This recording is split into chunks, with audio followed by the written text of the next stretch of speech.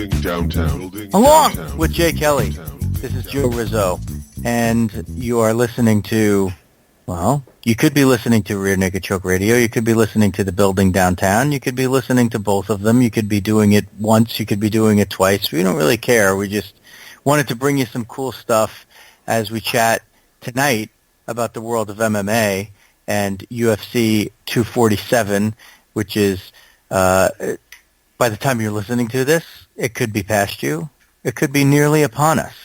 But we wanted to just do a quick emergency show ahead of it. So you can follow Rear Naked Choke Radio at RNC Radio on Twitter, and you can follow me, Joe Rizzo, at Rear Naked Choke, all one word. Yes, the original, no underscores or anything like that. And Jay, why don't you do the stuff for the Building Downtown? Jay Kelly MMA is what you can follow me on Twitter, and the Building Downtown on Twitter has been recently changed to at the Building DT for downtown, at the Building DT, and subscribe on YouTube, iTunes, Spotify, all those places.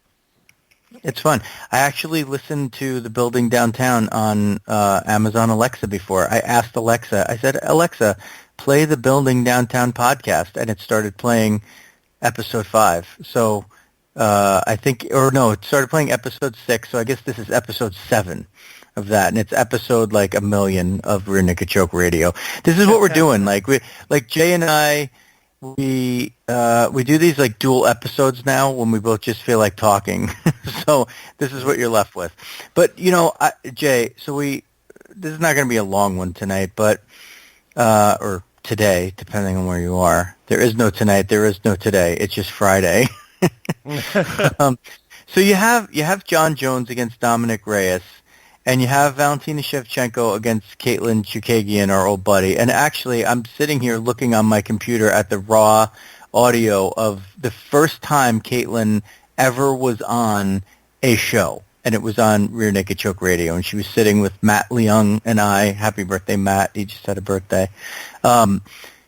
It was cool. It's cool to watch this, where, she's not very heralded, and she's getting a title shot here in the women's flyweight division. And, Dominick Reyes is not very heralded, and he's getting a shot at Jon Jones in the light heavyweight division.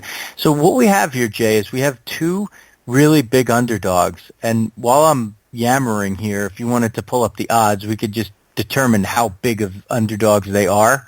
But they're big underdogs. So if you saw even one upset here, they would be pretty monumental. And if you saw two, it would be an historic night in the UFC. So the thing that really impressed me, I was watching the video of the panel, like where they had three of the fighters. They also Reyes and Chookagian were there with Ilir Latifi, who's fighting the Black Beast Derek Lewis to start off the main card. But Jay, like I even went as far after it to text you and to remark that I was so surprised at how calm and calculated the demeanor was of the two big underdogs. They were on the panel together. Like they just, it's not that they were saying the right things. That's not just it. It's that I bought in. The demeanor's there. Like I was just surprised to see. Like this is how you would act if you were, a real. And I don't want to say contender in terms of like, listen, they're contending for the title. If they win, they walk out with a belt. That's not what I mean. Like when Vegas knows, right? Like they know what to expect. So sometimes people are, not that big of an underdog. In this case, I think you have two really, really big underdogs, and the presentation of the challengers here was definitely, felt much more like the way Tony Ferguson would approach, a thing like where he's really calm and he's just really confident of what he could do. And, I don't know if you pulled up those lines yet, but I'd really like to know what they are because I did. It really stuck out for me. I pulled up the lines, and so first of all, we'll start with Jon and Dominick. Okay, Jon minus 550, Dominick plus 400. I want to go back to touching on their demeanor, though. We'll get to these first, but I want to go back to touching on their demeanor, like you brought up. Now, minus 550, Jon Jones, plus 400, underdog Dominick Reyes. Taking a guess, what do you think the minus line for Shevchenko is? It's got to be, I would say 1,050. 1,200. 1,200. Okay. Plus 700 for Katlyn. Yeah, that's. I mean, essentially, if Katlyn won, that would be, in line with the biggest title fight upset, or even maybe regular fight upsets in UFC history. I mean, that's how big it is. And once again, for those not indoctrinated into our lore, an upset is based on the Vegas betting line, not what you think is a mismatch or not a mismatch. Upset has to do with betting lines. That's there's a way to actually measure this. So like BJ Penn losing to Frankie Edgar the first time, that was on par with the biggest ever. Matt Serra over George St. Pierre. That's what we're talking about, like that kind of stuff. So huge. Anyway. Huge. I think even bigger. I think the one thing with the, especially the Frankie Edgar, it's not like Frankie was completely unknown, but going into that BJ Penn fight, he definitely was not as well known as BJ Penn. He didn't have the respect of BJ Penn. I mean, for Christ, they gave Penn an immediate rematch, and Frankie beat him even worse the second time. And that's when people started respecting Frankie a little more and taking notice of his skills, right? So the unknown, but as far as skill-wise apart, I think it'd be an even bigger upset than Frankie and BJ or any other examples we can think of. Like you brought up Serra and Penn. Remember, Matt Serra, he won the UFC or the Ultimate Fighter comeback show. He was already in the UFC for, I think it was 4 fights. So there was a little bit of and that's back when the lightweight division, I'm pretty sure he was in, wasn't he? Because he was in that 4-man tournament where Din Thomas? No, Shoney Carter hit him with that spinning back fist.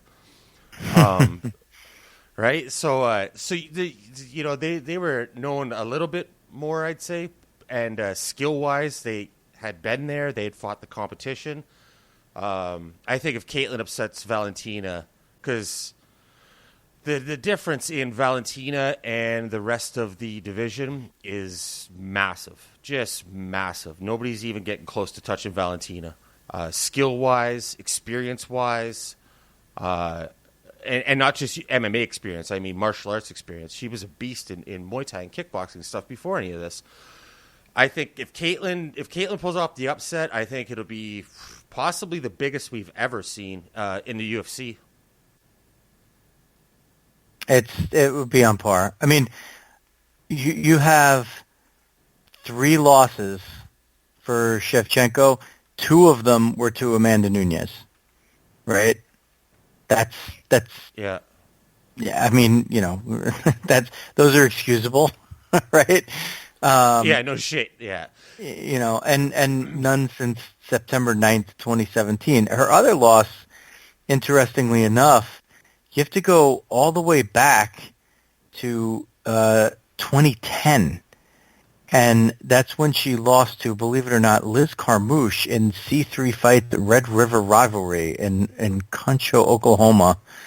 What you don't realize here is, I don't know really how this is possible, but Shevchenko's 31, and she has, MMA fights dating back to 2003. Like, how is that? Like, that can't be right? Like, that's a little sketchy. Like, how old was she? I mean, that math doesn't add up. So I don't know about this. I don't know about this record that we're seeing. But what you have to look at is look at so she's avenged the loss to Liz Carmouche, right? That was her last fight back in August. And then somehow, like, Liz Carmouche got, like, released after that, which doesn't make any sense at all. Yeah. Wasn't she leaving a UFC press duty thing, too? Yeah, or she was at it. Yeah, she was at, like an appearance. I'm pretty sure she was in the car with, like, a UFC executive or a matchmaker or something. She just left and was going to, I don't know, the hotel or going to wherever. I'm pretty sure she just left and was in the car, and she got the news in the car just after doing the whatever was press duty she had, or maybe it was a fighter appearance thing or some shit like that. Yeah. Don't quote us on this. We're not good with facts, but they did her dirty. So let's look at the recent wins, right? So she had the crazy head kick knockout of Jessica Ai. She had the unanimous decision over Joanna Champion to win the flyweight belt. But before that, she beat Priscilla Cachoeira. Yeah, she lost to Amanda Nunes. To almost death. She beat Juliana Pena. She beat Holly Holm. She had lost to Nunes before that. She beat Sarah Kaufman. That was her UFC debut back in 2015. And your old pal Jan Finney is on the victim list as well. I'll have to go to Legacy Fighting 39 for that one, just so I could get that in for you. So listen, that is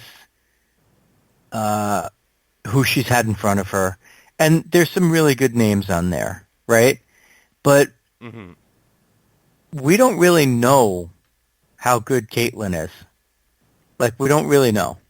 And I guess if you wanted to look at it and say, there's a little more here that you don't know that could make her... I mean, I don't want to go as far as to say she's a live underdog just because, listen, in this case, yes, I have a dog in the fight. Before, as we were talking before, I literally have the audio up from the first time she was ever on any kind of, like, podcast. She was on this show, like in 2011, like, sitting with us before she even had an amateur fight. So, yeah, I mean, I'm rooting for Katlyn Chookagian in here. But look at her losses. Like, she lost to Liz Carmouche also. She lost a split decision to Jessica Ai that I thought she won. She beat Jennifer Maia. She beat Joanne Calderwood. She beat Alexis Davis. She beat Irene Aldana. She beat Mara Romero Borello's, a step down from him. She beat Lauren Murphy. I mean, if you want to compare opponents, they're in the same realm. It's just that she doesn't have a win over, like, a Joanna. But that doesn't mean she couldn't beat her if she was against her. And in which case, then you're starting to even out the opponents here, right? Let's look at the most recent that would be their common opponent is Jessica Ai. Katlyn took her to a split decision. Valentina took her head off. That's fair, right? I mean, and I know Katlyn was on the wrong side of that fight. I'm not a big fan of MMA math because it doesn't matter a whole lot. But if you want to go that route, I think that's the thing that's most significant. If you're looking at opponents in common, how they performed against them.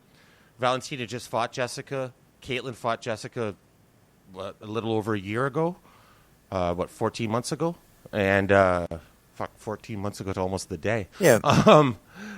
And she took her to a split decision. The Calderwood win's a nice win, but I mean that is a very good win. Alexis Davis is a good win too. They're all good wins. I mean, listen. If we're talking about Jessica Ai, she's been she's been up and down in her career. She's had times where she's been, pretty inconsistent, and I think Chookagian got the best Jessica I that night, and I think Shevchenko might have forced her to be the worst. So again, like, do we want to put a lot of stock into that fight with, like you said, the MMA math? What about the fact that, Carmouche is a common opponent? And listen, maybe it's just a case that the line is a little lopsided, and we've seen these lines get out of hand for these, champions on the women's side when they're perceived to be so super dominant, and you just got to tap the brakes a little bit and say, okay, but who is it? Who is it that they beat? And how are they beating it? We did one of these dual shows for the Conor McGregor card, and Roxanne Modafferi fighting Macy Barber. That's exactly what we're talking about. How the line is just disrespectful. That line doesn't add up to the actual skills of the mixed martial artists. So yeah, I mean you're 100% right saying this. That the line doesn't. The line tells a story, but not the complete story, and it can get way out of hand, especially when Katlyn. Dominick is he's unknown, but not as unknown as Katlyn, right? There's more people know him than her, and even through this press run leading up to the fight, there's more attention on Dominick because he's fighting Jon, and the attention that's on Valentina, it's there because she's co-main, but it doesn't rub off as much on Katlyn. Like, she's not out there as much as Dominick, right? Because it's just Dominick's fighting Jon. That's exactly why. And so the bet's coming in.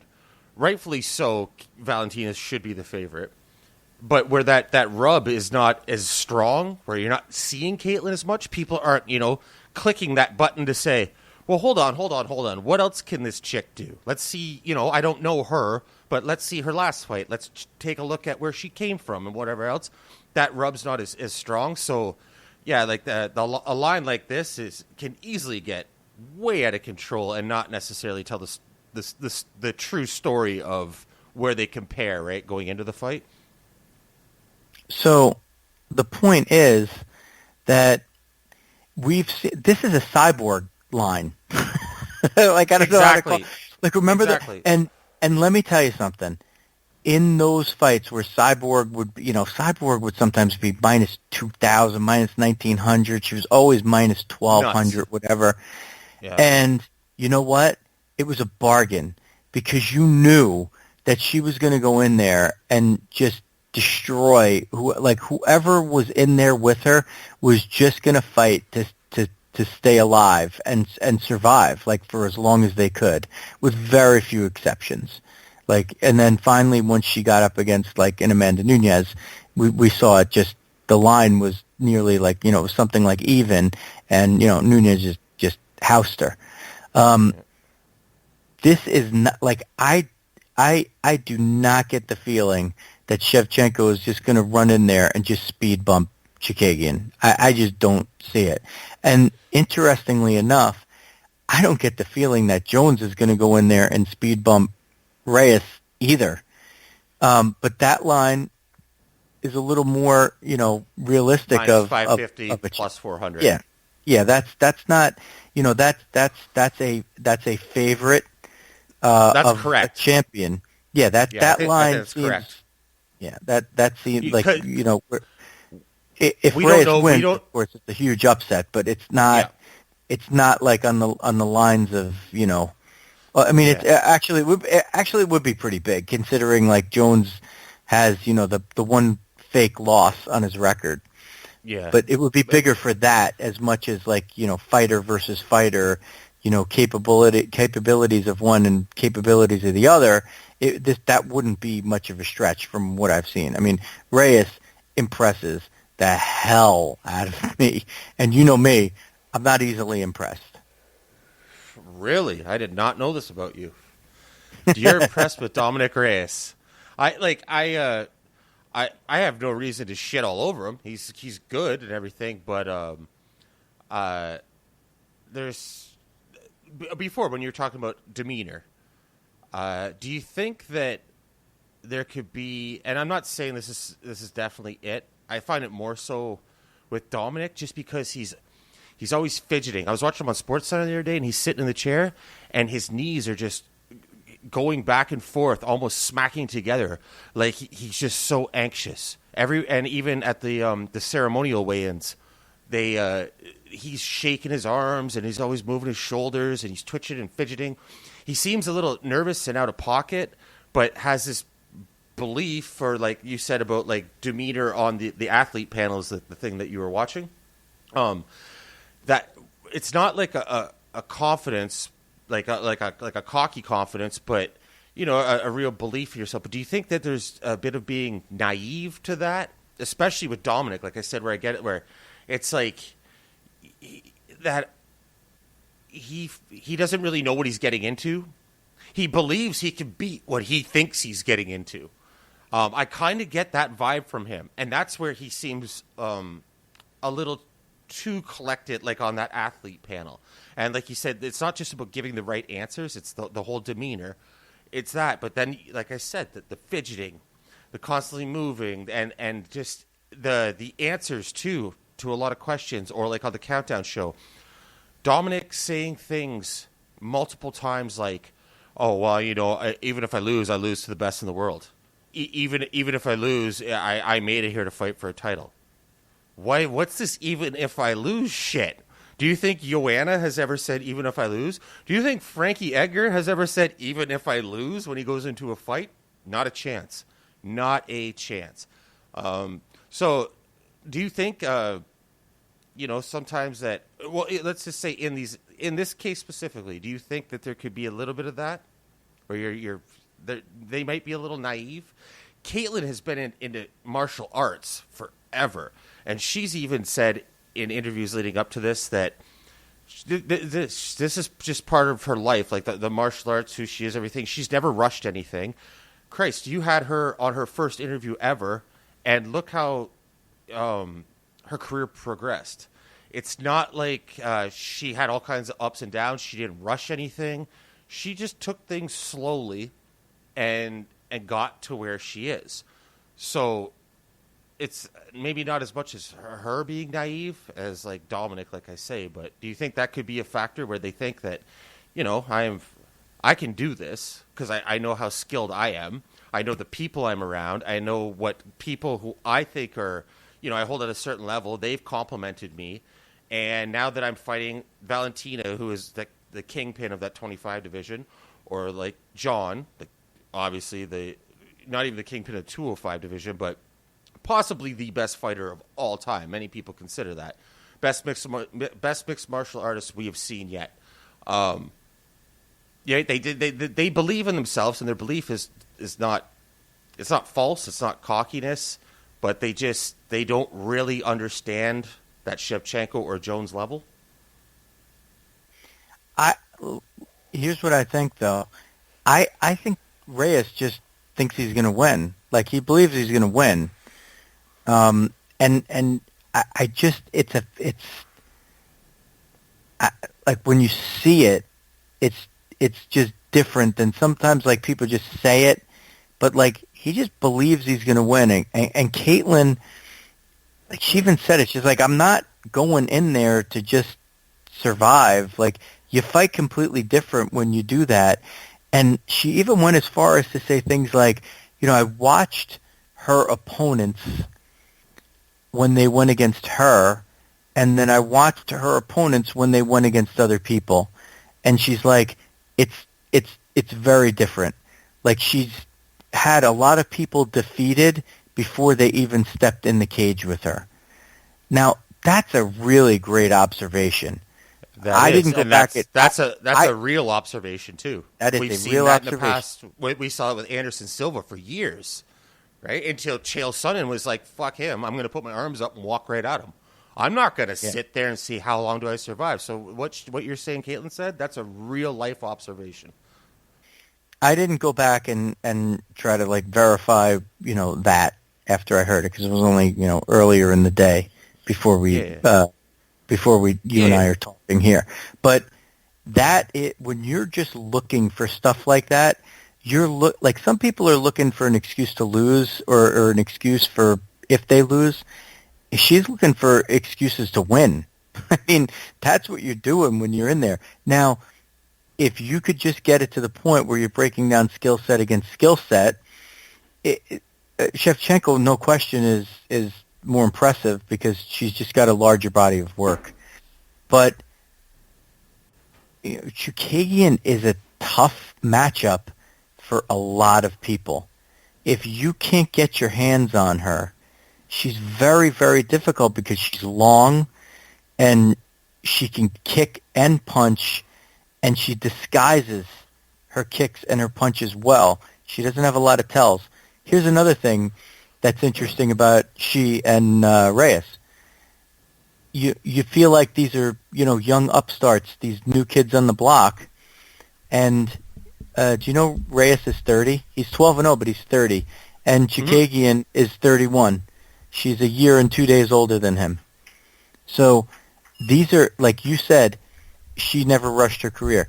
I used to talk to Jamal Patterson, who's, been deeply involved in Chookagian's career, and he's been on this show a million times, former IFL fighter, and, just all-around good dude. He kept her back for so long.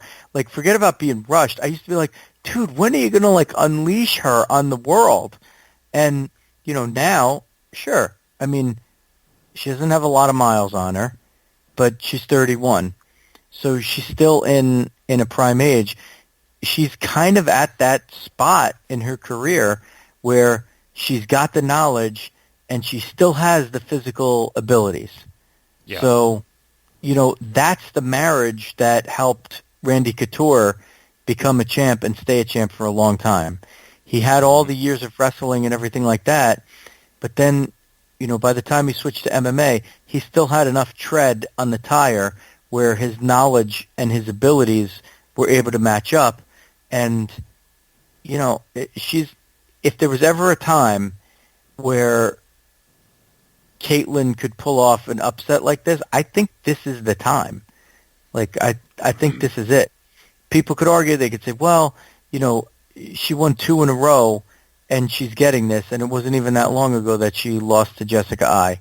Well, you know what? This is her opportunity. This is her window. She's also been a grinder. She's, has gone the distance, what is this, 1, 2, 3, 4, 5, 6, 7, 8 times in a row.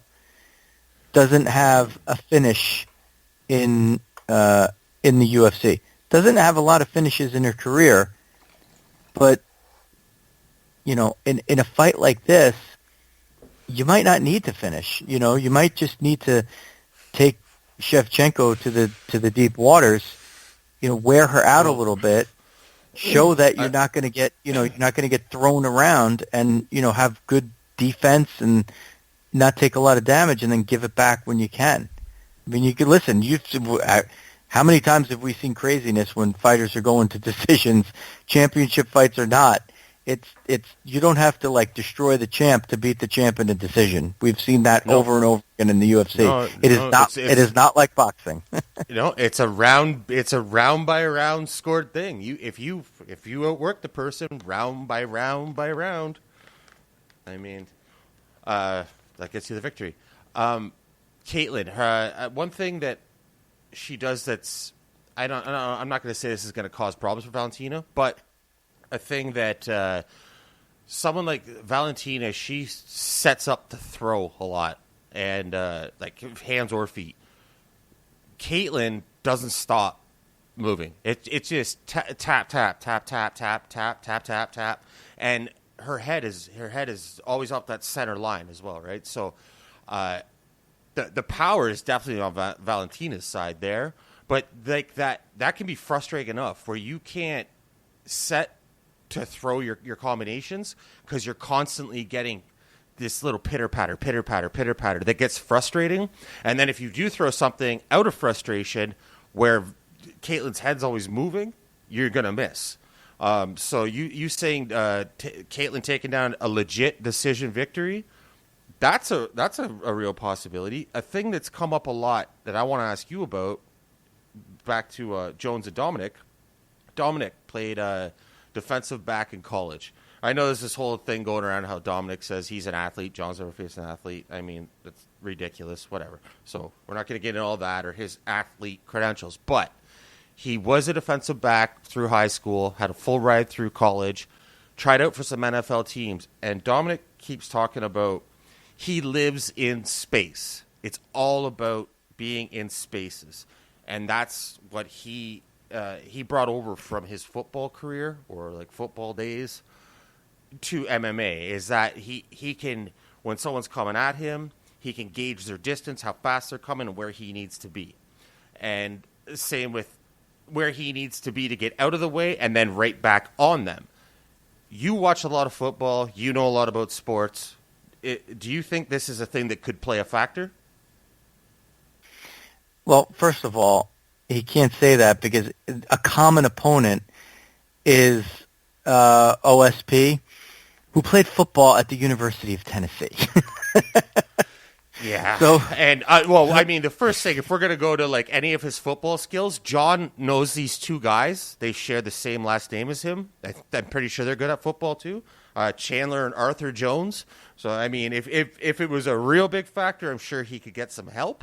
If it was a football related thing, but is that for that position in football and like being spatial awareness, I think he keeps calling it. Is that a legit thing for that, and can it be translated to MMA? And do you think that that is a thing that you've seen in his fight style in the past? Yeah, it's athletic explosiveness, and you saw it in guys. So here's a good one. If you've watched the UFC for a long time, but you're trying to figure out like okay, what does it really mean? Like if a guy was, a high level football player, like does that mean he can fight or he can't fight? But like a guy like Matt, back. Yeah, but it's still it's yeah. They're all relative. Leon Lett's not going to kickbox you to death. Right, but it's what it is the explosiveness. So what football players do is they're exerting. Praise for knowing Leon Lett. I thought you mentioned that one. Yeah, that was pretty good. Leon Lett. That was pretty good. But I know. All Canadians know stuff about the Buffalo Bills.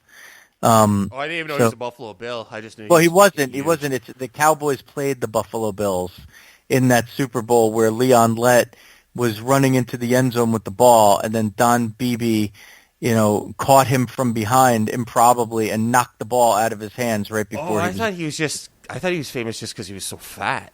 Wasn't he like 400 or 500 pounds? No. Oh, he was really good. He's a really good player. I'm thinking of the wrong dude. Then I'm thinking of someone who's just like a slob that played NFL football. Well, the refrigerator, William the Refrigerator Perry. Maybe. I don't know. I thought it was Leon Lett. He was considered big at the time, but anyway. But so here's the thing about go back to a guy like Matt Mitrione. Okay, he did play in the NFL. That's a good one. He was not a great player. He was a fringe player in the NFL. But here's the thing. What these guys have is 5-second explosiveness. The way that these football players are used to living is they are as full tilt athletes as you could be for 5 to 7 seconds at a time, and then they're 30 seconds, 40 seconds off, and then boom, explosiveness like to car accident levels for collisions and things like that. And yes, that goes for defensive backs as well. And listen, Dominick Reyes played for Stony Brook. That's not far from where I am. It's in Long Island, and that's not Tennessee. Okay, it's not Tennessee. But but there are NFL players coming from all over different rosters in all different levels of schools. So that's fine. He was explosive enough, and yes, there is something to that. When a player that could play football, look, if you're getting even considered for the NFL, that's a pretty big deal that means you're a high enough level athlete. He's doing a lot of things right if he could even be considered for the NFL. You don't even have to make it.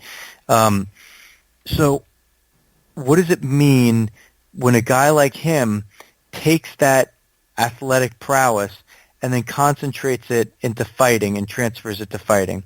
So he still has that ability to close the gap in a very, very short time, and he has the ability to make time and space disappear, which is generally the objective of pretty much every sport, but it happens, in different ways in different sports. And in football, you're always closing gaps to close time and space to create a collision.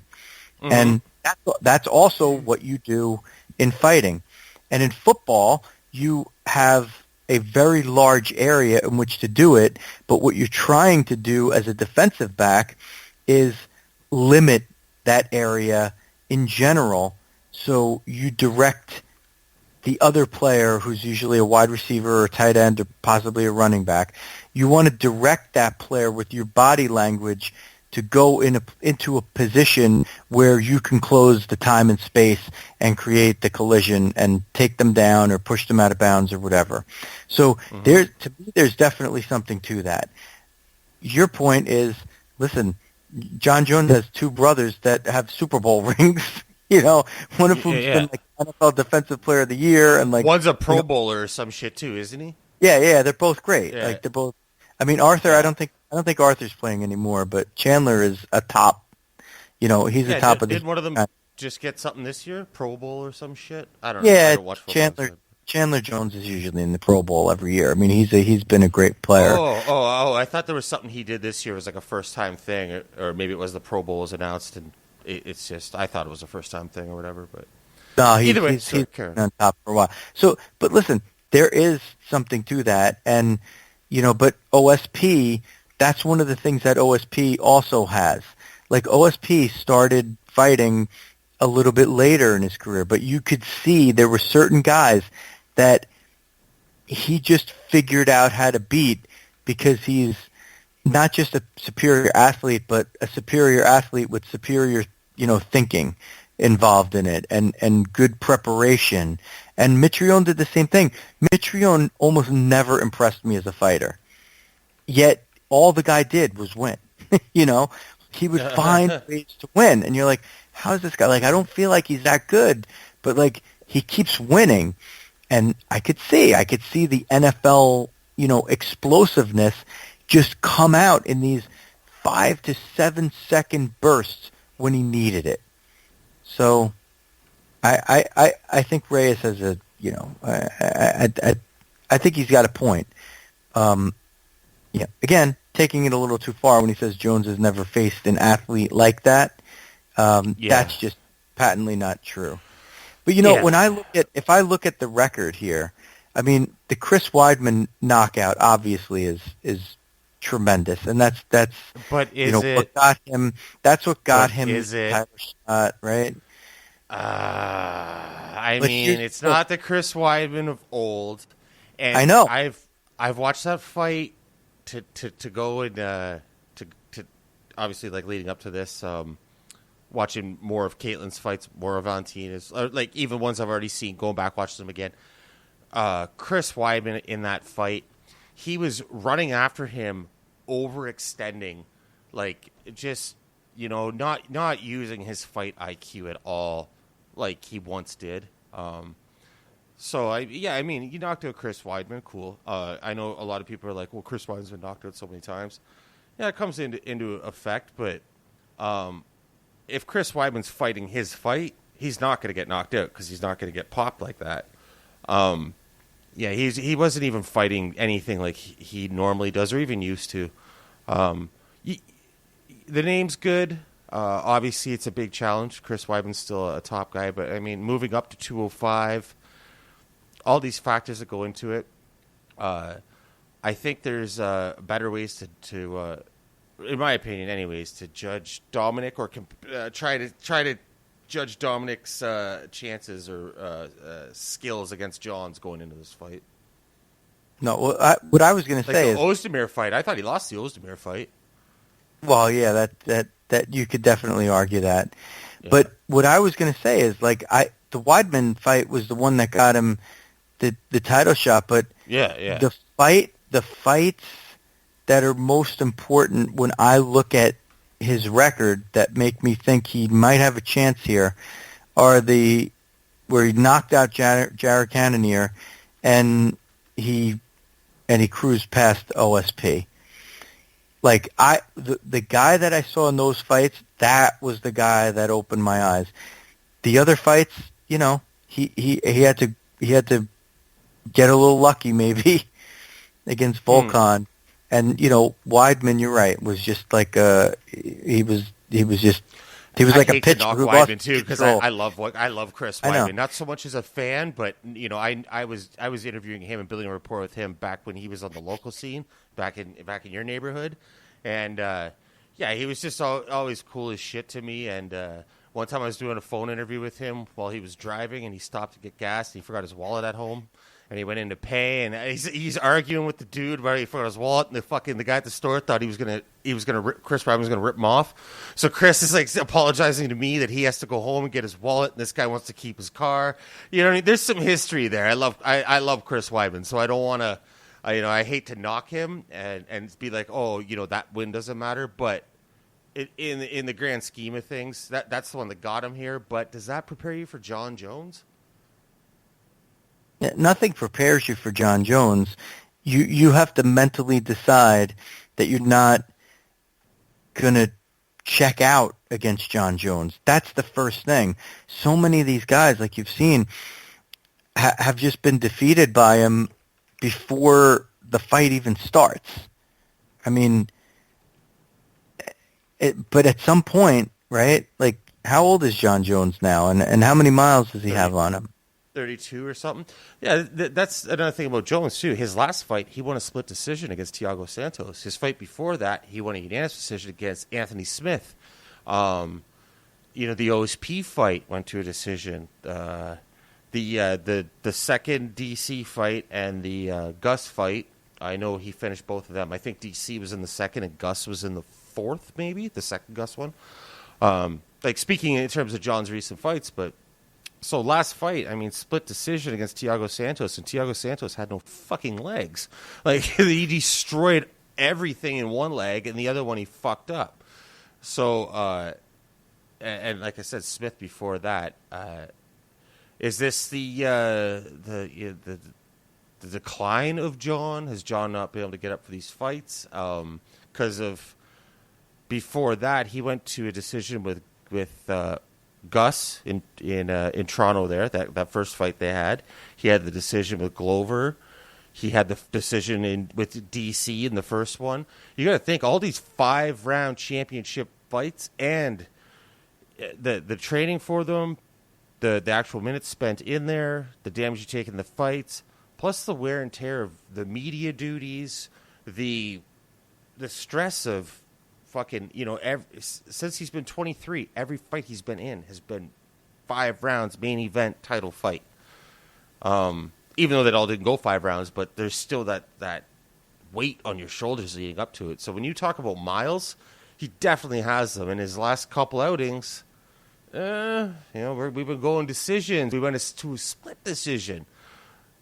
So I guess if we look at that and you know, somebody could make the case that Jon is on his downfall. He's in his early 30s. Obviously, there were some years earlier in his career where he was doing things that weren't going to help you later on in life. Not like he's old or anything, but who knows how many fucking lines of coke he did or how much drinking he was doing at one point. And those years he was off and stuff, too. But anything could be... like that can take effect on him or take a toll on him. Look, on the flip side of that, if you go back to the Chael Sonnen fight, which was April 27th, 2013, and since then he's only had one official win that was a fight where that didn't go to a decision. the Cormier fight, the second one was, he did appear to knock him out, right? With the head kick and then the punches, but then it was overturned because of the positive drug test. So all the other fights, like you just went over, that's one, clean, we'll say, because, the other one resulted in suspension, one clean finish in the last, 6+ years, right? That means usually an athlete's prime, if they're a male, is considered to be 27 to 31. Now, of course, all men are not created equal, so I'm sure for some their primes come early, for some their primes come later, right? Like we were just talking about Randy Couture. It'd be hard to argue that Randy Couture didn't have a later prime. That's just the way he was made up and built. Jon Jones is still, he's been unbeatable, but like you said, the more times you dip into that well of going to decision, and then the last one against the guy with a mangled knee, a fucking mangled knee. Oh, the one knee was gone. Where I told you after that fight that guy should fire his corners for not stop. There's no way. That guy unbelievable. Was my fighter. I would have thrown in the towel and never let him continue to do. I don't care if it's a title shot. Like, I don't think. I hope that Thiago Santos eventually makes a full recovery from that. But that was so not good.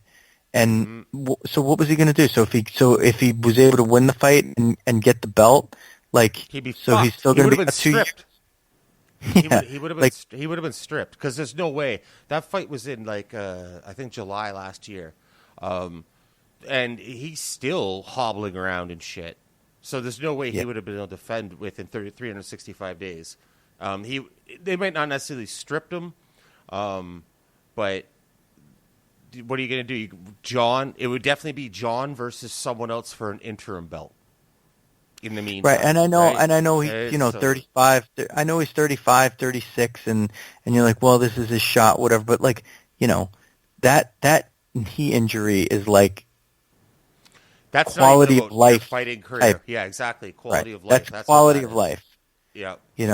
So I hope he recovers from it. But I'm not confident he will.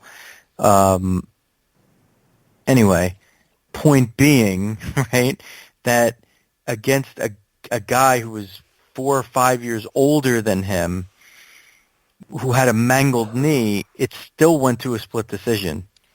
See, and John says that the reason he fought the way he didn't even attempt takedowns with Thiago because he wanted to beat Thiago at his own thing because he knows how dangerous he is, and that was the challenge that he had to bring to himself to get himself fired up for the fight.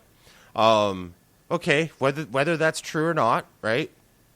That's stupid. Like if it's true, it's dumb. First of all, if it's true, and that's something you want to do, maybe it's not that there's John went to that split decision, whatever, but he still stood up with Thiago the entire time. What if he took him down? That shit could have been over in the first round. With Dominick Reyes, I don't. There's no specialty there. You know what I mean? There's no he's a Muay Thai expert or he's a jiu-jitsu guy or he's like Cormier, right? Cormier's a wrestler. Watch this. What's he do? Shoots for a takedown. John, right? John wanted to prove to Cormier in their first fight, I can wrestle with you.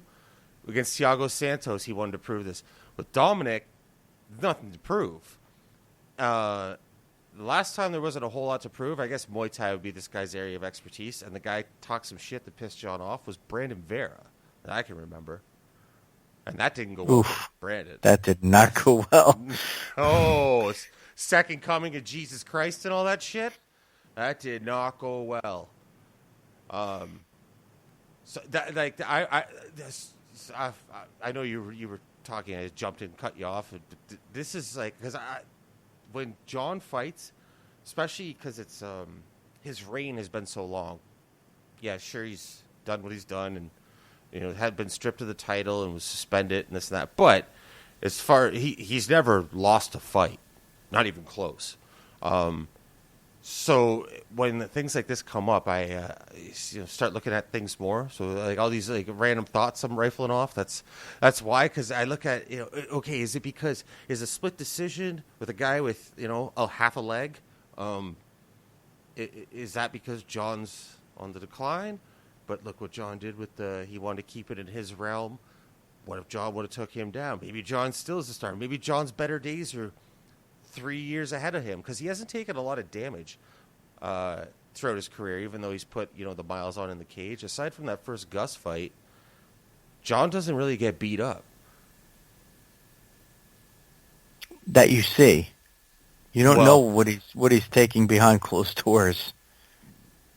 Yes, yes, that's very true. That's actually something I bring up a lot to people. The to get that good at something, like Floyd Mayweather, to get that good, he must have took some cracks in the gym, right? Like, you look at like a skateboarder or a BMX guy that's doing crazy ass stunts and landing them. Imagine how many he missed before he landed it, right? So it's behind closed doors, there's that possibility. But Luke Thomas, I was watching one of his many shows the other day. And the stats he was bringing up about Jon is it's 66 or 68% of something. Jon's defense for strikes. So basically, one of every 3 strikes his opponent throws lands. Either the other 2 get blocked or they miss. Takedowns, I forget what the number, but it was ridiculous. Versus like takedowns against versus takedowns for, the numbers were so lopsided that if you look at those, it tells you that you're barely going to hit him, you can't take him down, and if he wants to take you down, he'll take you down. And if he can still employ all those skills and doesn't do something like, let's say if it's true, in the Thiago Santos fight, he wanted to keep it in his realm, kickboxing, Muay Thai, all that shit, and there's no realm to keep it in here with Dominick Reyes. And he goes out there and just does what the hell he wants. That could be really bad. Or we might see, like you've said in the past about the spokes on the wheel. If they're not all there that day, we may see a new champion. Because Dominick Reyes definitely has the power to knock him out, and the athleticism, and his best knockouts so far have came from counters. Yeah, so the thing is, but it also has to be the right person in the right place at the right time. And what you're seeing is, I think it's possible. Like I think it's possible you could see. Put it this way: it wouldn't cost you much to put down a parlay on Reyes and Chookagian to come back and pay you very, very, very handsomely. And I think even individually, they're probably worth individual bets. You just don't have to put much down to get a lot back, to get a lot of bang for your buck there. But, I think it's possible. Chookagian, if you want to even talk a little bit further about her, one other thing, here's a good stat. It's in every fight she's had, she's always won at least 2 rounds from a judge, because her only 2 losses were split decisions, which means that there was one judge in every one of her fights, somebody thought she won. Even in her 2 losses, somebody thought she won.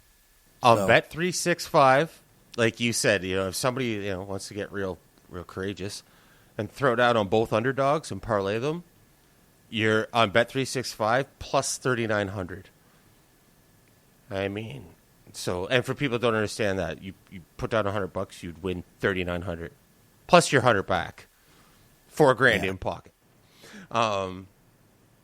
Fuck, lay down $10, you're winning $309. You're winning off $10. Yeah, it's 39 to 1. So and also if you're going to do that, just make sure you bet them individually too, because then if only one of them comes in, you'll still be covered you'll at least make back the money that you put down for the bet.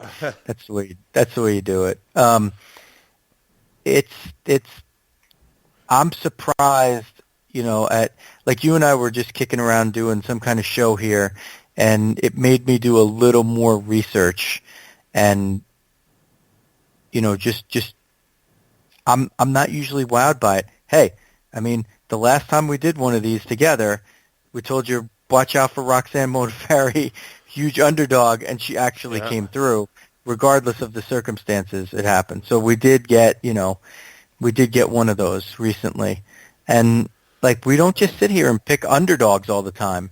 Like, on that same podcast, I told you I thought that Conor McGregor was like the lock of the year, like whatever it was. If it was he was minus 450, I'm like, yeah, it sounds like a bargain to me. Like, it just, I didn't like that matchup at all. I also liked Raquel Pennington over Holly Holm, and that one didn't turn out so well. But 2 out of 3 ain't bad. Yeah, I mean, you also picked Holly over Ronda. You picked Holly over Ronda. That can never be forgotten. That should be on your tombstone when you finally go. Yeah, I could find other things for my tombstone, but father of 3, all these other things, all these other accomplishments, and then right at the bottom, he picked Holly over Ronda. And that was a hard one for me because I love Ronda, like, yeah, but no, you broke that down exactly like what happened. I mean, the episode's out there every Nick and Choke Radio. Like, listeners can go dig that up. Like, you said exactly what Holly needed to do, but the only thing that was, you didn't commit. Right at the end, when we were just saying, like, okay, so who is it? And you're like, you got to go with Ronda, but you broke down exactly what Holly needed to do, and she did exactly that.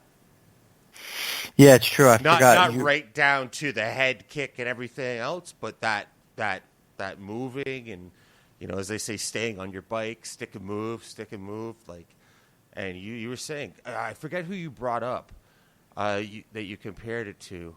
I think it was Carlos Condit versus someone, and you said, look the way Carlos fought that person, and it's Jackson, right? Jackson, John. Yeah, I'm pretty sure it was Carlos. I could be wrong, but yeah, whatever it was, you were like, look, look at the way they got him to fight. For some reason, I want to say Nick Diaz, but that doesn't make complete sense. But anyway, yeah. You nailed that. No, you know what? I think it was Clay Guida. I think I talked about Clay Guida. They made Clay Guida like completely change his style for a fight. Boring against somebody, and you said they can stop him from being like wild and aggressive. Clay Guida, maybe, because that could do. Yeah. But yeah, anyways, listeners, you guys should go check that out. You should tweet that from the RNC account. Dig it up and find it. Well, maybe you can. I don't know. That's good. I ain't doing shit. I'm at the building downtown if you need me. Okay, so are we wrapping this shit up now? Yeah, I think. Okay. Real quick before we get the hell out of here, let's lock in some picks so we can be held to our word. But before we get to the 2 fights that we're gonna lock them in for, we got to add one more here. Derek Lewis, Ilir Latifi. What do you think? Latifi going up to heavyweight for the first time. Derek Lewis in his hometown, Houston, and it was his birthday like 2 days ago. You think my balls is hot as winning? Is Latifi winning? I think that Latifi does have. I'm going Lewis. I do think Latifi does have. I think he does have a path to victory, though, because if he could use his speed and then lose, like we were just kind of talking about it, actually, like he might be able to stick and move him.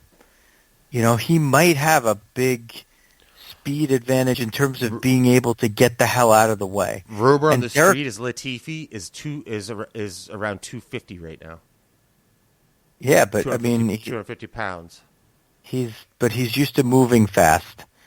He's used to moving faster against 205ers. So even if he's adding weight like that, you know, he still probably has an elusiveness advantage there, and he's got to use it. Like if he can be hard to hit, that makes it tough for Lewis because he's got the he's got the big gas tank, but he doesn't get good mileage, So I think I wouldn't go against Lewis, but I think Latifi could have a plan, and it's to stick, move, stay away, and try to beat him in a decision, or catch him if he can. So you're going with Lewis? Yeah, I'm going with Lewis. Me too. Okay, Valentina and Katlyn. Well, listen, I this is a biased pick. This is a heart pick for sure. I do think Katlyn has a path to victory here, and that is to go 5. Gather. She could win every round that she needs to. She needs to win 3 rounds in this fight, and she can win them by the slimmest of margins and walk out with a belt. And what she's going to have to do is she's going to have to defend well. She's going to have her times when she can counter, and she's going to have some bouts of explosiveness, and maybe if she can land a big kick here and there where it could set up like another combination. I would highly doubt that this is where she's not finishing these other lesser fighters. I doubt that she would finish Shevchenko. I also doubt that she's going to get finished.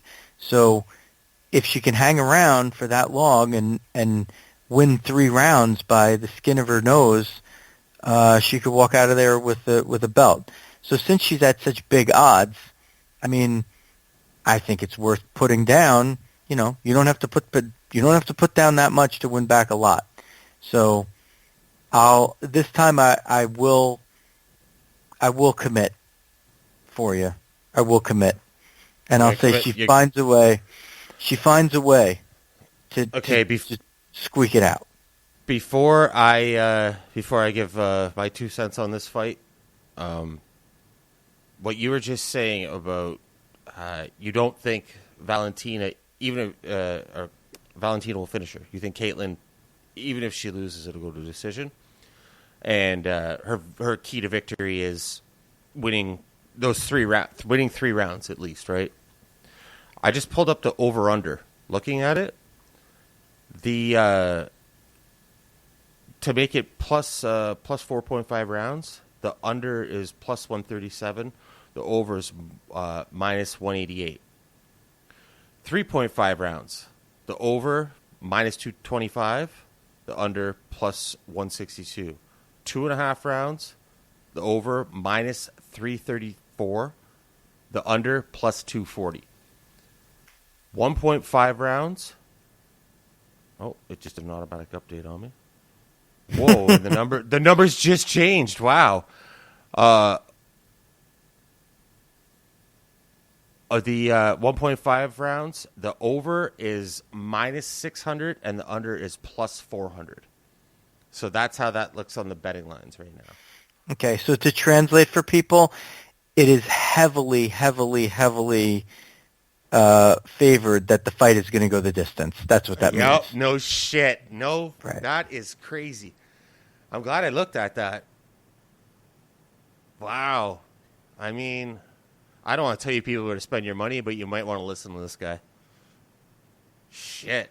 Okay, so listen, if you got the fight going the distance, right?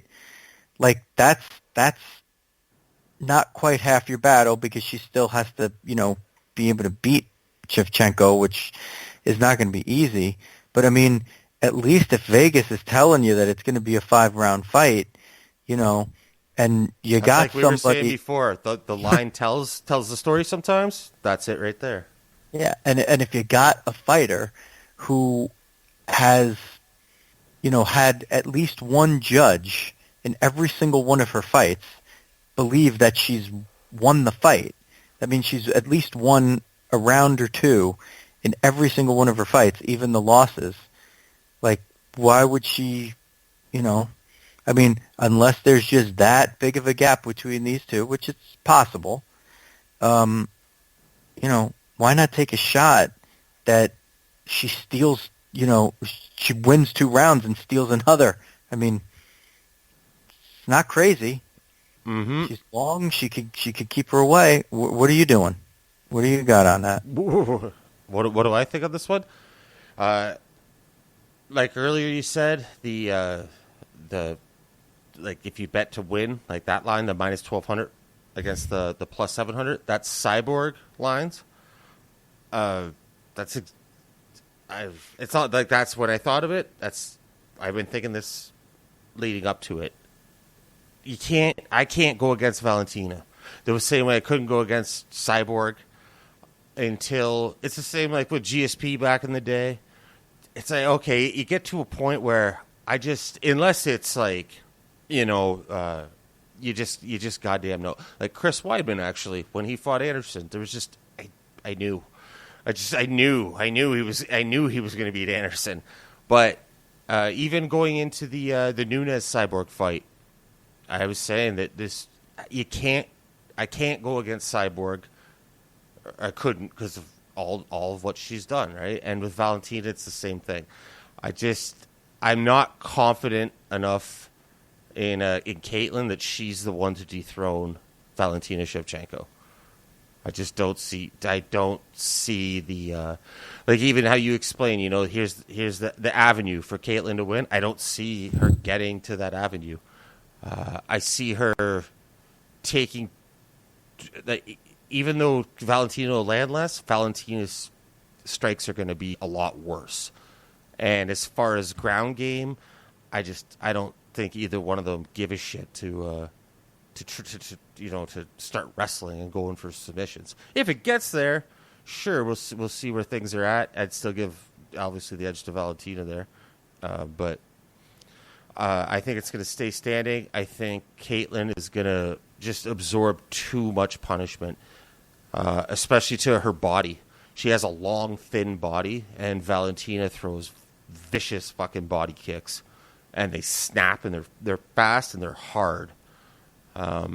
There's too many things, and plus what she's shown and the gap in what Katlyn has shown to Valentina. I can't go against Valentina, so I'm locked in with Valentina. Main event: Jon Bones Jones versus Dominick. Did you know he used to be called Relentless Reyes, but now he's the Devastator? Just not cool. As long as his name is Dominic, as long as you don't call him Derek. Shout out Jason Perillo. That's our guy. That was the best ever. Yeah, fuck. I was gonna tell people to go dig up another episode of Rear Naked Choke Radio. Yeah, that was a classic.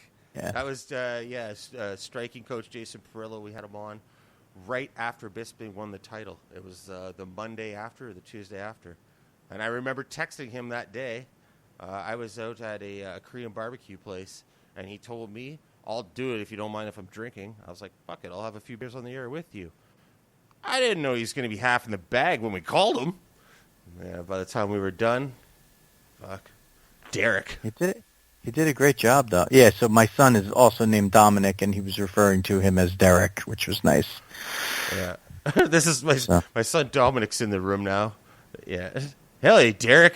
But plus, you said, hold on, my kids are coming in the room, because this was after the show, right? But we were just still talking. And hold on, my kids are still my kids are coming in the room. So, just keep things to like, PG or G language. And you said, I think it was just Dominic and Xavier that came in, though. And you said their names, and Dominic said something. And he was like, "Hey, Derek, how the fuck you doing?" We're like, oh, my God. Oh, my God. Good thing at least he's heard that one before. But yes, so Jon Jones. Who you got? Dominick Reyes. Yo, I'm going first this time. Jon Jones. Same thing. How am I going to go against Jon Jones? I and not even like how am I going to go against like I'm such a big fan or anything like that, but Jon has any sort of test. I thought, right, like what's going to happen when he faces this kind of striker or that kind of striker, like whether it be a Lyoto or like a Vitor. What's going to happen when he faces a wrestler or a jiu-jitsu guy who's like, because Jon he's a mixed martial artist. Sure, you can say he has a wrestling base, but it's not like he has a Cormier or a Dan Henderson wrestling base, right? So he's like a Roy McDonald in a way, right? These guys they're mixed martial artists. They kind of train everything and they have from the start. So that was the thing. Like, oh well, what about when Jon is facing like a karate master like Lyoto, or a wrestler like a Bader or a Cormier, or a tough as nails guy like a Glover Teixeira, or the long boxer from Europe like a Gustafsson, right? Like he's just passed every single test, and it's tough to go against him. I don't see. It's not like Dominick Reyes has no fucking chance whatsoever, but I don't see anything he brings to the table that Jon can't defend or see coming, and I think Jon can make him fight Jon's fight. And if it's what I really think is, like I was saying before, Jon wanted to fight Thiago Santos in his own realm, so that's what got Jon fired up for that fight.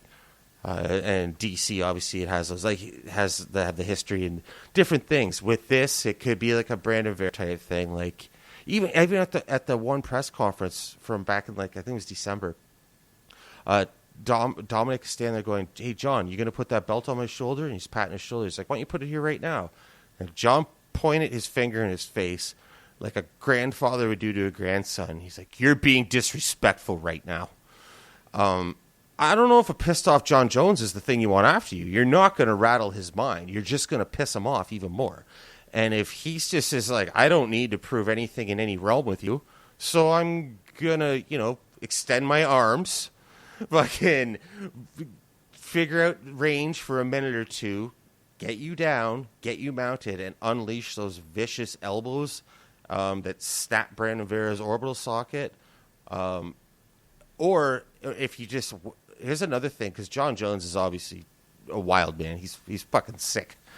I won't be surprised if he plays with his food.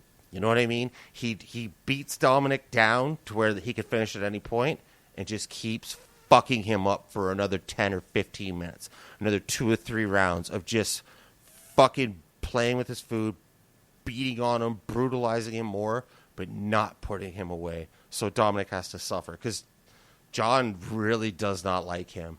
It's not even like a Cormier thing where it's like, they didn't like each other, but I think a lot of that sprouted from the greatness they both aspired to achieve, and they knew that, each other are in the way of it. With Dominic, I think Jon's just like, who the fuck do you think you are? Right? Like, I think that could be a terrible, terrible thing for Dominick Reyes. Jon Jones, 100%. I don't see Dominic getting it done. I just don't see it. Not fucking happening. I think you just convinced me even more that this is the value play to take Reyes. Because if Jon Jones does all... I don't know why he would... even put that to risk. Like, why would he even do it? Why would he bother? One of the things that GSP always did was he would look at the other fighter and determine, okay, what does this guy do best? What is this guy's best chance to beat me? And then you know what he did? He immediately took it away. And once he started to lose the ability to just automatically be able to take that away, as we've seen in these rare fights that he's had, more advanced times in his career, he figured out a way to still win the fights. But at a higher weight, when you have, the subtle difference of, a guy at 205 hitting you is, it is a difference. It's, just like a guy at heavyweight hitting you, those hits come harder. And this guy has the knockout power. So if he is playing with his food a little bit, if he does think that he could just roll this guy, well, guess what? Reyes doesn't even have to hit him with a finishing shot to start with. He just has to rock him.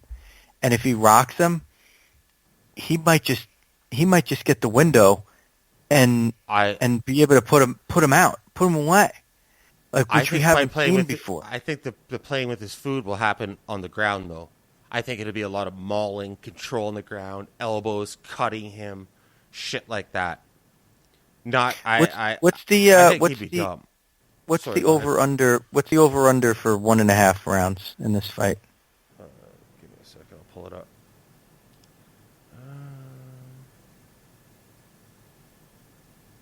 Over under 1.5 rounds.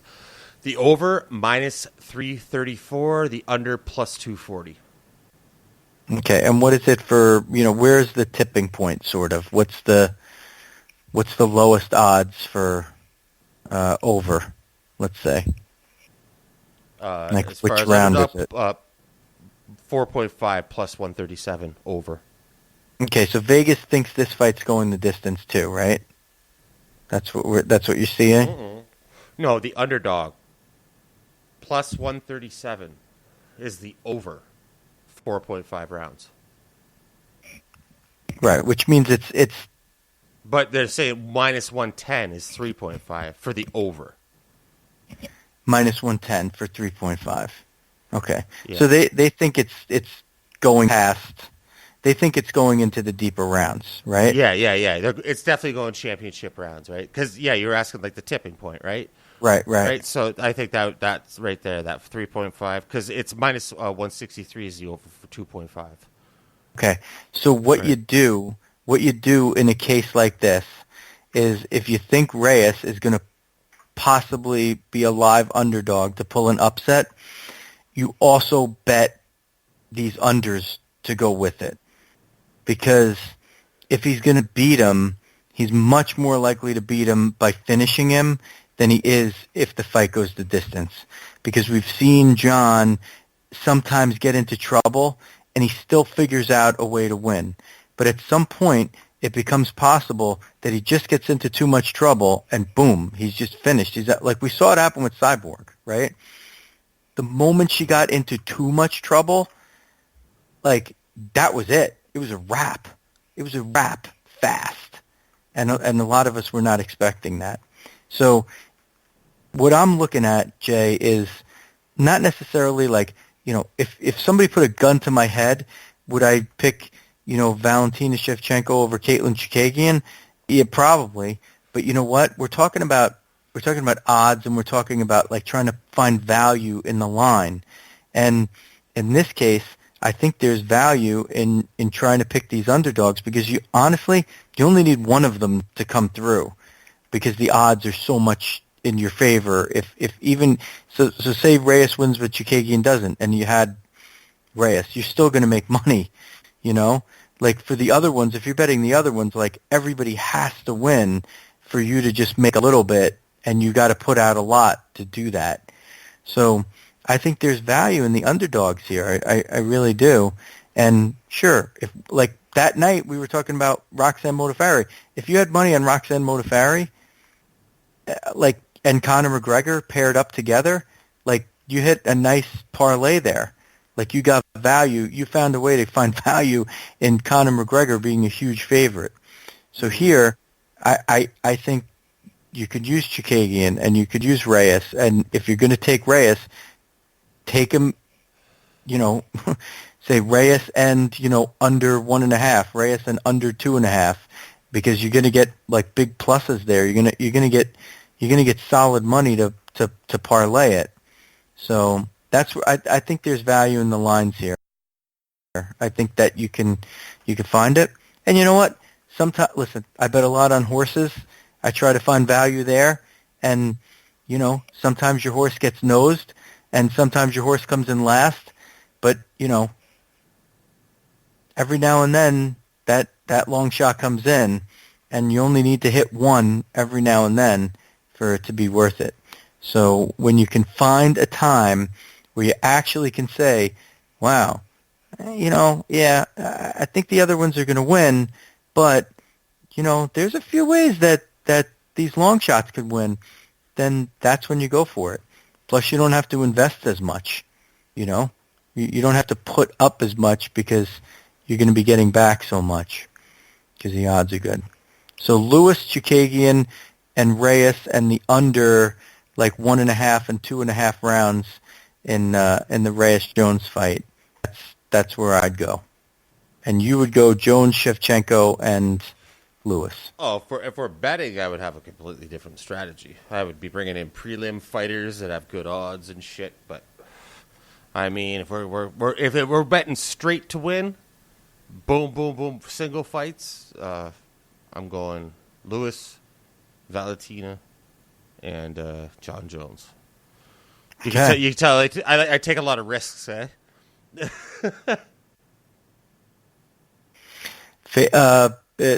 The public tends to bet favorites and overs.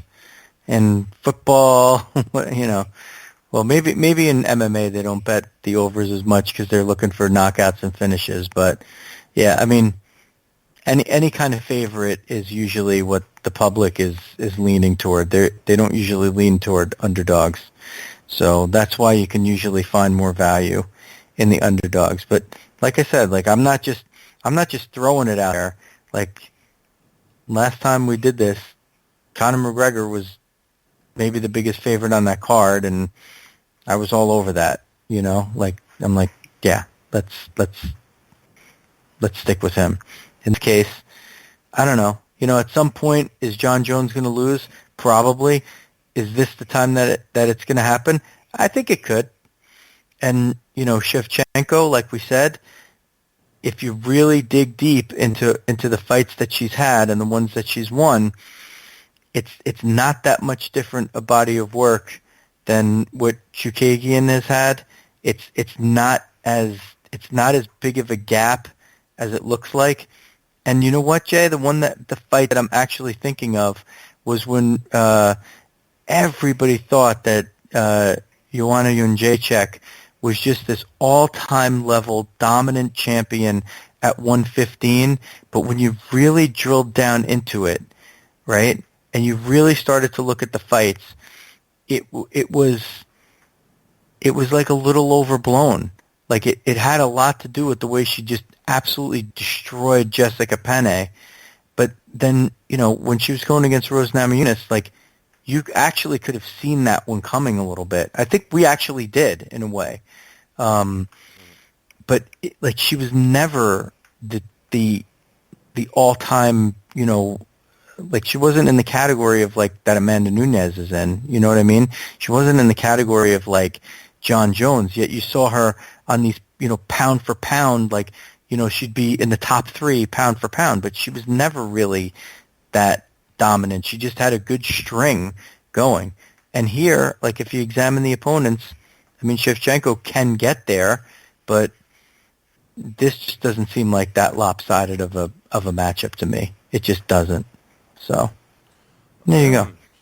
So you're going. I said Lewis, Chookagian, Reyes.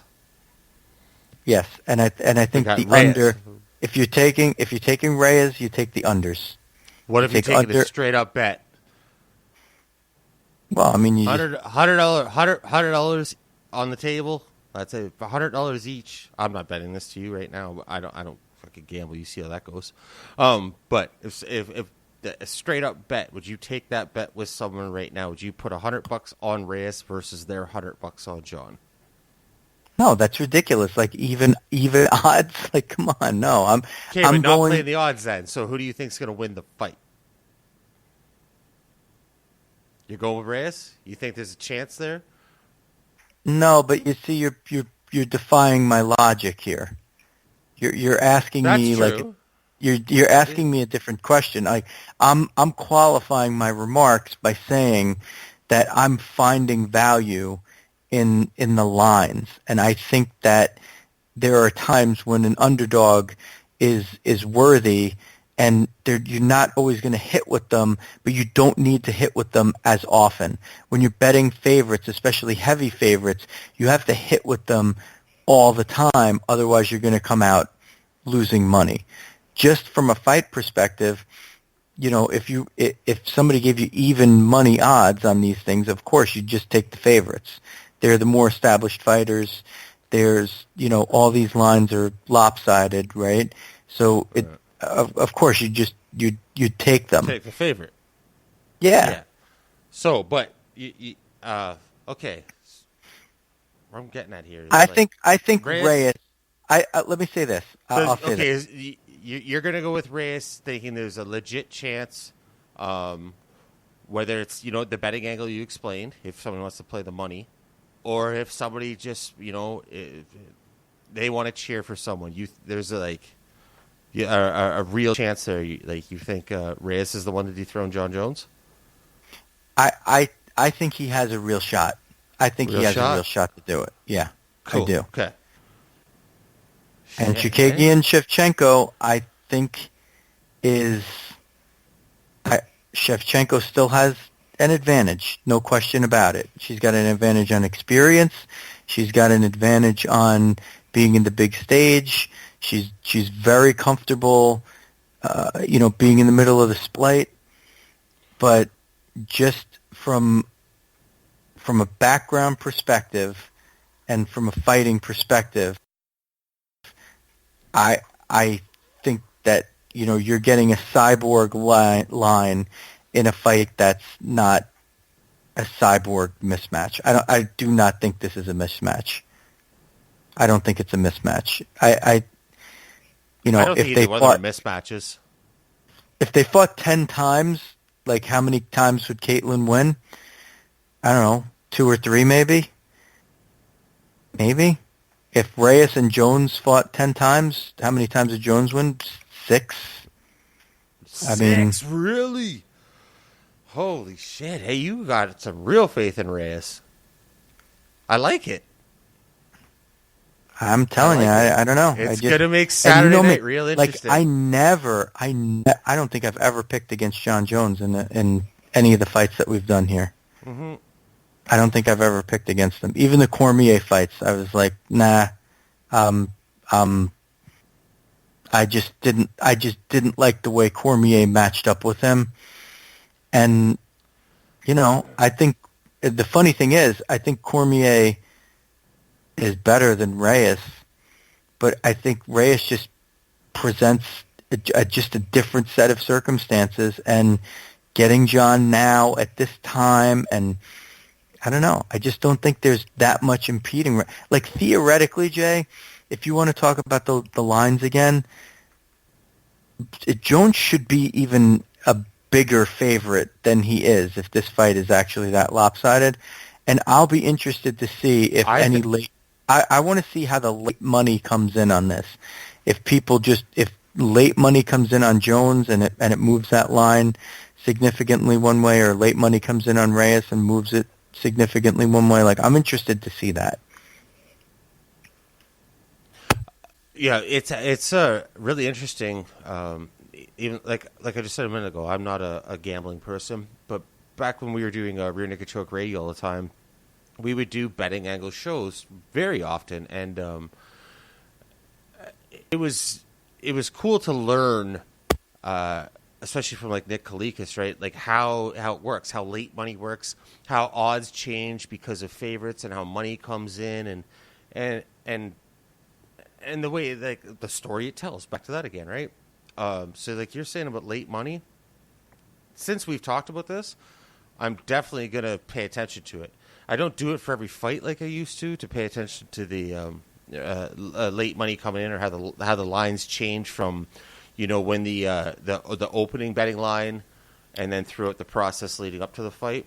But when it does come up, or if it's like you and I doing a show like we're doing now, I'm going to pay attention to that more. And it's really interesting because it can go from like minus 1,200 plus 700 to like a completely different line. That you like, it wouldn't they wouldn't even resemble the same thing. You know how some they'll move 10, 20 points, whatever, maybe even 100, but that could late money can change lines so drastically, as Nick Kalikas explained to us, that you'll see things almost even out at times. I mean, not this. This is too big for that. But there's times you'll see, something that's like a plus 180 or a plus 190 or some shit, and the other person is, say, minus 170. And as late money comes in, and you see that start evening out where it's like a plus 125 and a minus 100. It's really interesting to see because that adds to the story, as we've talked about so much. Well, and one of the fights we talked about was Holly Holm when she beat Ronda Rousey. Yeah. The odds were similar, maybe not quite this much, but they were similar to Shevchenko and Chookagian. I think it was Rousey was probably like minus 1,000 or thereabouts, and Holm was like plus 550 or something like that, and a flood of late money came in on Holm, a ton. It moved the line like crazy in the last few minutes. So you never know. That's one way to validate or invalidate all the shit that we just said in the last, whatever, hour and a half. So much, an hour and a half. So much for a 15-minute show. No shit. We're good at doing that, all right. eh?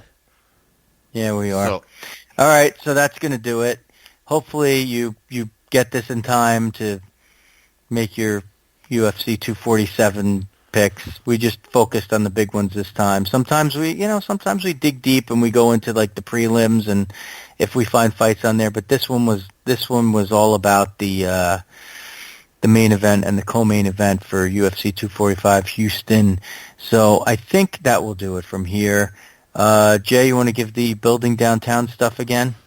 Yeah, Building Downtown at Building DT, downtown at Building DT, myself at JKLMMA, my usual co-host, Kirill Kasatsky. You can follow him at Apostle Raps. I'm not even going to try to fucking spell it right now. Follow us on, like I said at the beginning of the show, iTunes, YouTube, Spotify, everywhere. Follow, subscribe, Facebook. I don't know. I feel like I'm leaving something out. Yeah, whatever. It's all good. Leaving something out? Well, I know that Amazon Alexa you could ask it to play The Building Downtown and it will play it. I think you could ask it to play Rear Naked Choke Radio podcast and it will play that too. And speaking of which, you can follow it at RNC Radio and you can follow me, Joe Rizzo. That's what I'm leaving out. Rear Naked Choke Radio. Oh, yeah, but I'll do that one. And you can follow me, Joe Rizzo, at Rear Naked Choke, all one word, no underscores. Yes, the original. And yeah, I think we're on Facebook there, facebook.com/Rear Naked Choke. So that'll do it. UFC 247. These shows are cool. You could listen to them even afterwards. Sometimes I get more of a kick out of re-listening after to see if what kind of credibility we had for these events. But I don't know. As I said, good luck, Katlyn, our old pal. RNC Radio always has your back. So, for Jay Kelly, this is Joe Rizzo. Thanks for listening to The Building Downtown and Rear Naked Choke Radio coming at you live.